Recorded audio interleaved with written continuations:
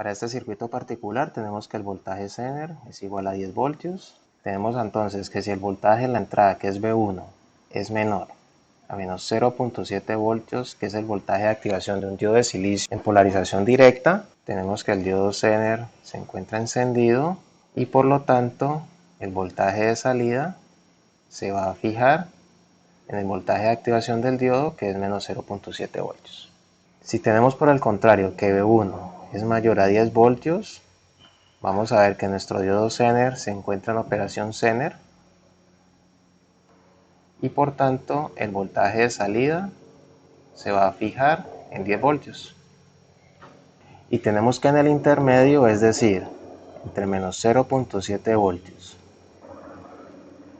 y 10 voltios, nuestro diodo se encuentra apagado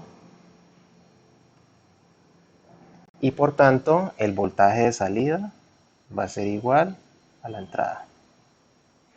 Aquí vamos a trazar nuestra curva de transferencia. Tenemos aquí voltaje de entrada, que es el mismo V1, voltaje de salida, y nuestros puntos críticos son menos 0.7 voltios, que voy a poner aquí, el dibujo no va a quedar a escala, y 10 voltios que voy a poner acá. Vamos a poner por aquí menos 0.7 voltios para la salida y más o menos por acá 10 voltios para la salida. Vemos entonces que para voltajes negativos menores a menos 0.7 voltios el voltaje de la salida se fija. Luego para voltajes mayores a 10 voltios el voltaje se fija en 10 voltios. Y en el intermedio el voltaje de salida es igual a la entrada pasando por 0. Y vemos que nuestra ecuación es una recta con pendiente igual a 1. Si asumimos ahora una señal sinusoidal a la entrada, cuya amplitud es mayor a 10 voltios, pongamos aquí el tiempo y aquí el voltaje.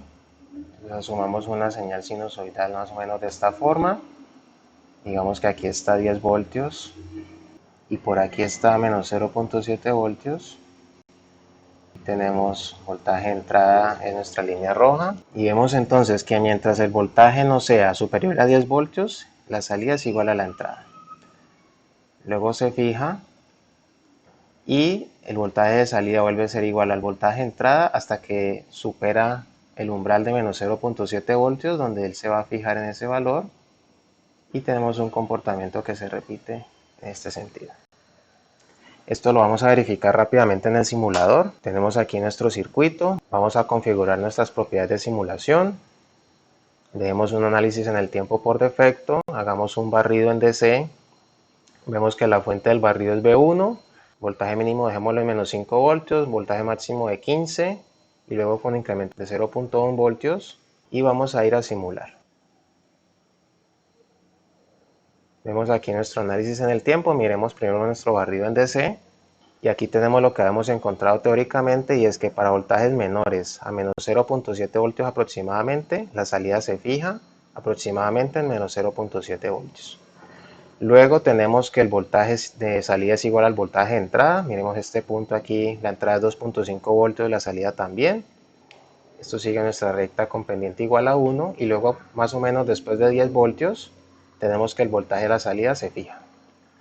Y esta es nuestra curva en el tiempo donde vemos exactamente eso. Lo mismo que habíamos encontrado teóricamente, donde tenemos que el voltaje de salida es igual a la entrada mientras no superemos los 10 voltios, luego se fija en 10 voltios, vuelve a ser igual el voltaje de salida igual a la entrada y luego cuando tenemos que el voltaje de la entrada es menor a menos 0.7 voltios se fija. Y es exactamente igual a lo que habíamos visto en nuestro análisis teórico.